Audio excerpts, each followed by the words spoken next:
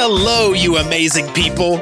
You're listening to the Marketing and Coffee Podcast, the show that brings you the latest in marketing, especially in the UAE market, with your host, Lijo Etup.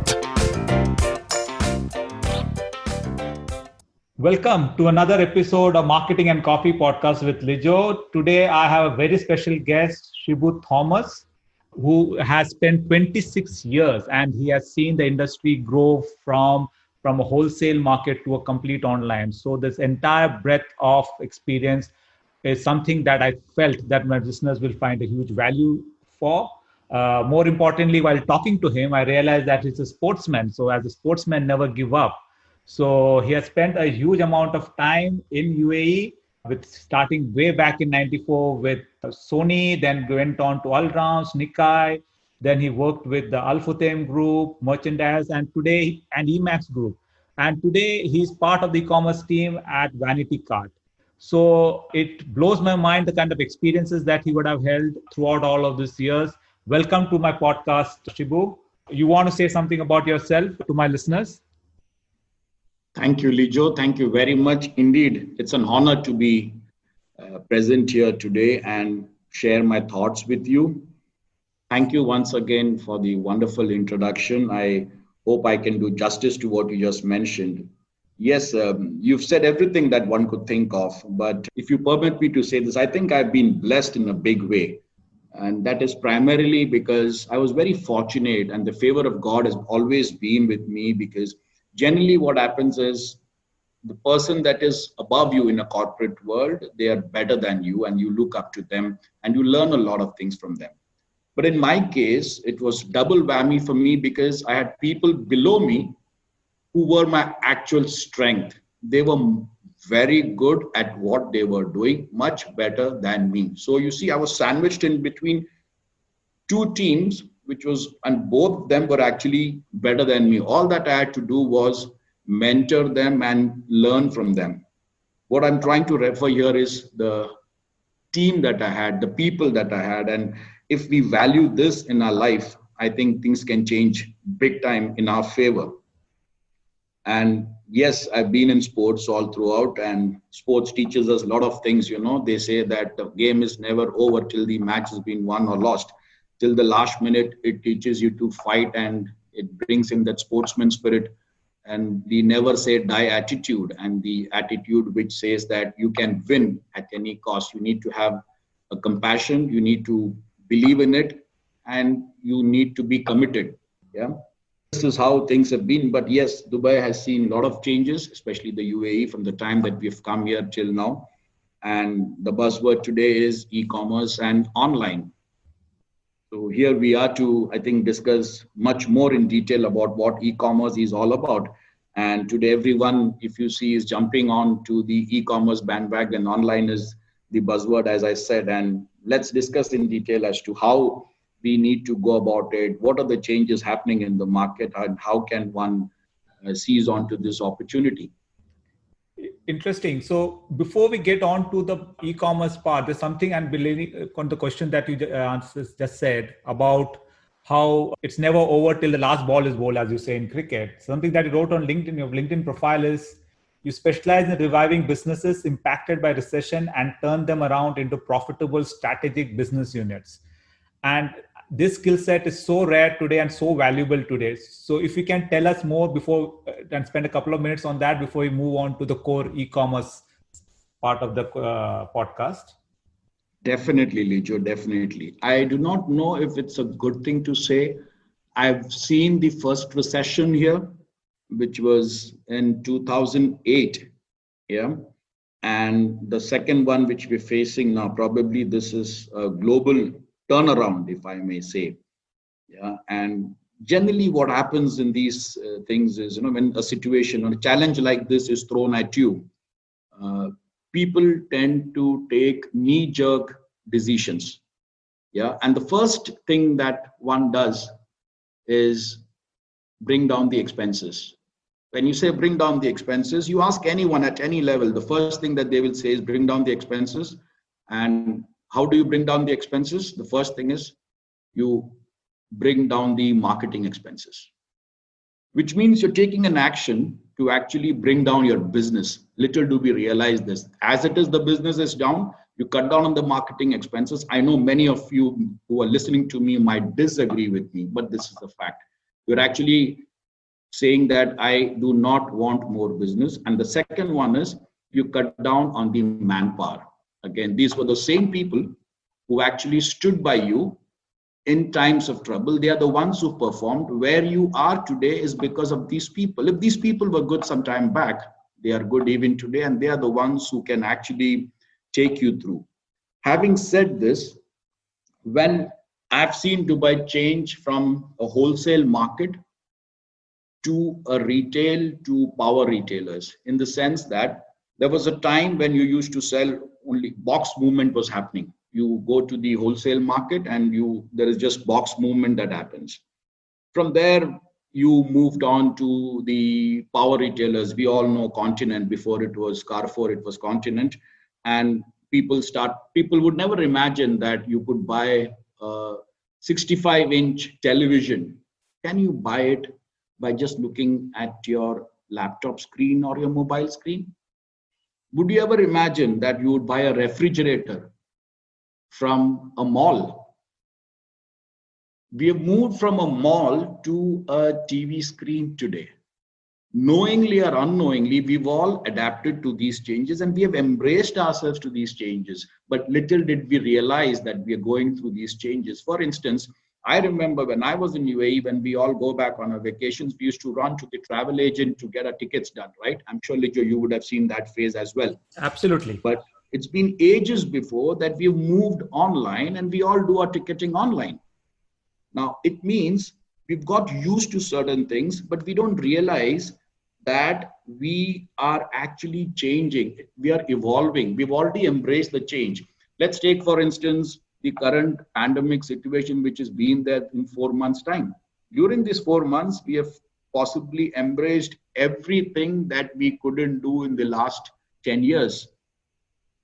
So these are the changes which have happened here. And unless we adapt ourselves to these changes, we're not going to move anywhere beyond. For example, when a challenge is thrown at you, do you have the courage to embrace a challenge that comes your way? I mean, I'm not trying to sound like a motivational speaker here, but let me tell you, it's the fact, and each one of us is equipped with this gift. What really matters, I think, is, how much are we able to dig into them at the right time? And are we believing in what we are doing? If you do it with conviction, I think we can definitely overcome all these challenges that we are seeing. Today's meeting, for example, Lijo, if what we are discussing today, if you would have, let me confess here, if you would have told me this probably 6 months back, I wouldn't know how I would have reacted to you. But here we are discussing this today.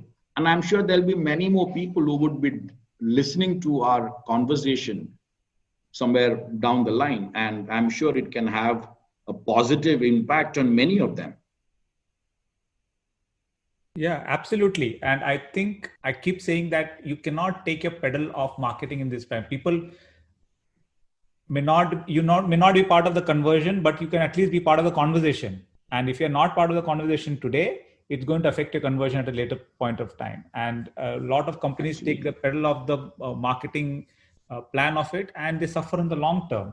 This whole experience that you showed, like how from the wholesale market of Dubai to this evolve and specialized retail, coming back to, has the fundamentals of marketing changed? Has this click friendliness made things more difficult, easy? How has the consumer behavior changed? And how has the marketing's role changed in between all these different formats of selling, let me just say, be it physical retail or e-commerce or wholesale? What is your experience in this 26 years? Oh, great. I mean, that's a very valid question. You've combined everything into one simple question. Let me try to break this up a little bit, Lijo. I think what you referred to is first part of it is the technology and the human behavior. Yeah. Now, I think both technology and human behavior are constantly changing. And we know about this change. And as we say, it's not a cliche, but change is the only thing which is constant.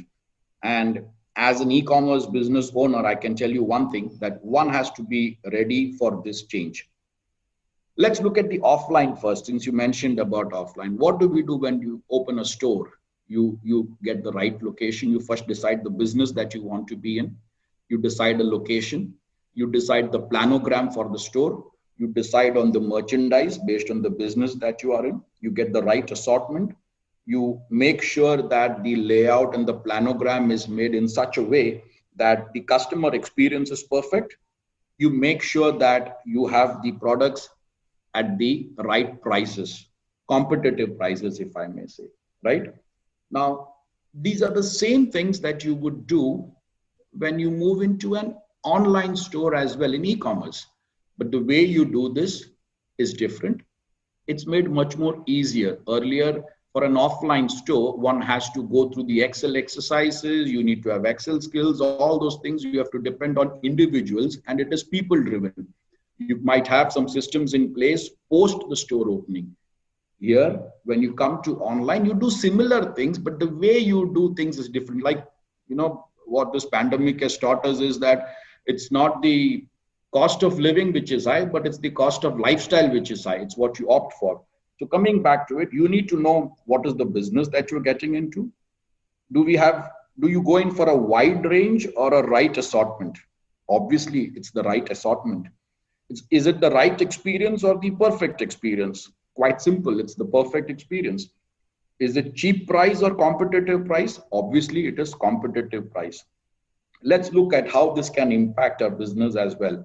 The customer journey, for example, in an offline store, the customer comes to a mall, he enters the store and he does his shopping, right? Now, when it comes to online, what we say is there is a customer journey, or some people call it the happy path flow for a customer once he visits your website. Now, let's take a minute here and pause for a minute. A few questions that I would like to throw here is, do we consider facts like the customer, when he's on your website, he switches websites? He might search for promo codes. He might go out of your website searching for a promo code. They might go and check for some reviews on other sites as well. They might come back to your website through some other channel from a different device. Now, do you record all these things? Is it important for you to record all these things? Here is the question. In an offline, you could never do that. In an online, you can always check these things, which way they have come and how they have come. This is going to be a very important aspect when you're deciding your business. Let's look at some more important points when it comes to an online store. There are customers who try to look for competitive pricing, and every e-commerce business owner would like two things. One is retain the customer and improve the customer experience. Now, here is what I would say. Online business owners have an advantage over the traditional retailers or the brick and mortar shops, because an offline store is confined only to a particular location.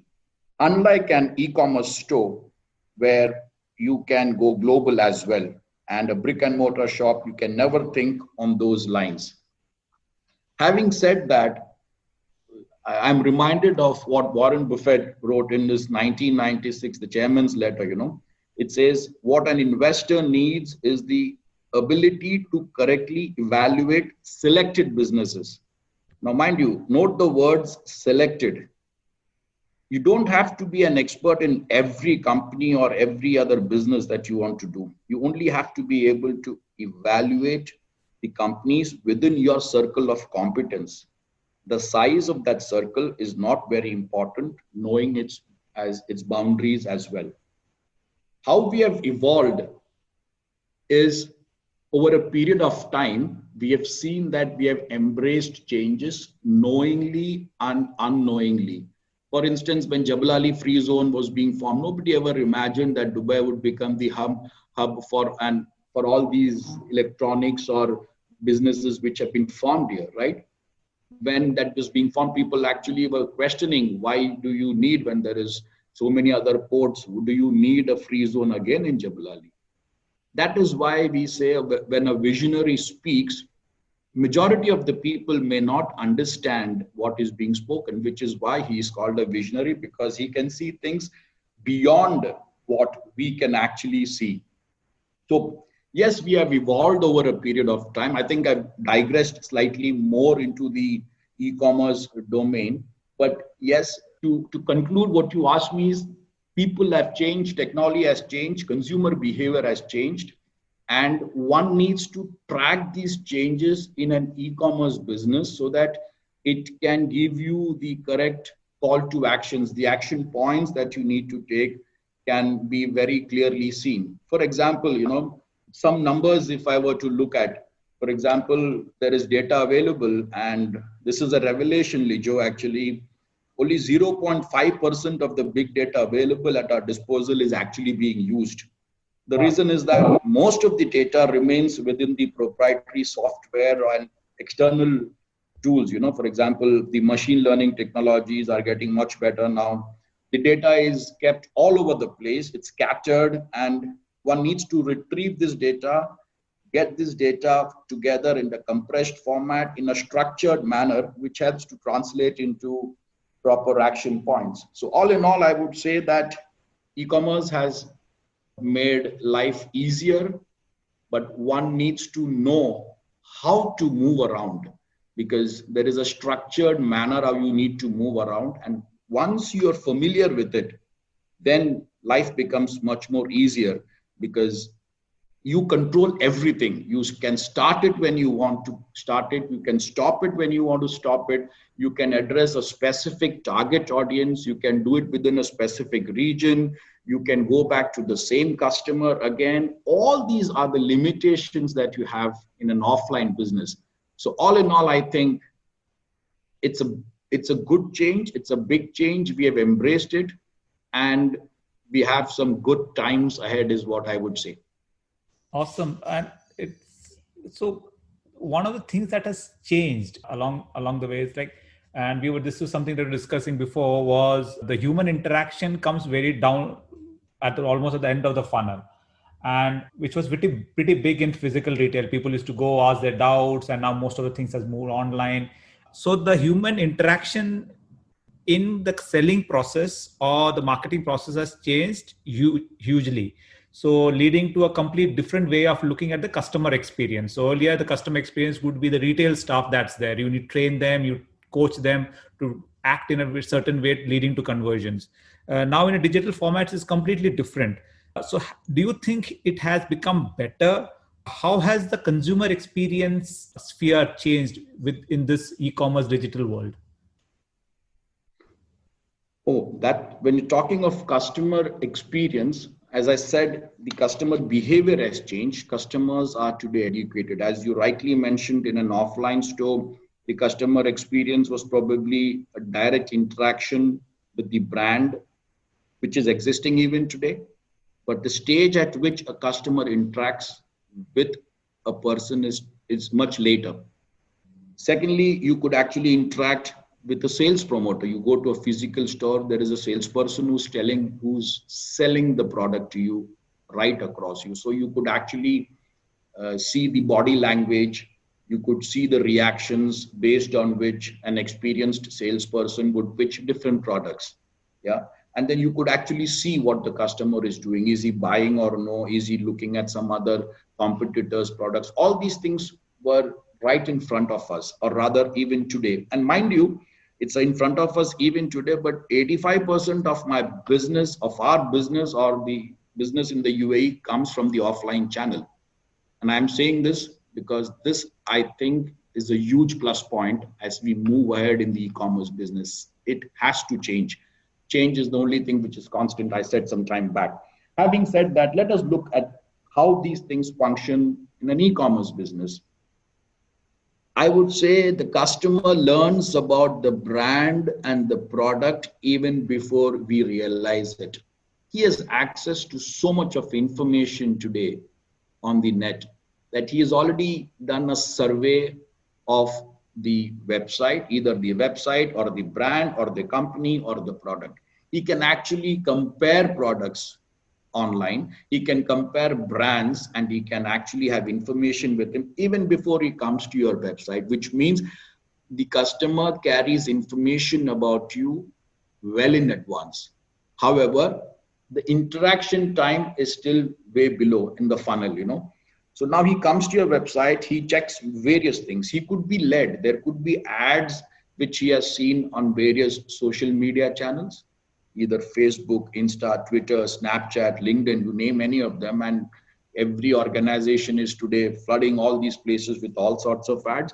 So they could either be coming through there, they could have done a Google search, and they could be coming through Google display ads or search ads. It could be various channels. Once they have come there, they have done their study. And before you talk of, I was mentioning this customer happy path, the happy path flow for a customer. There are a lot of other options available in between.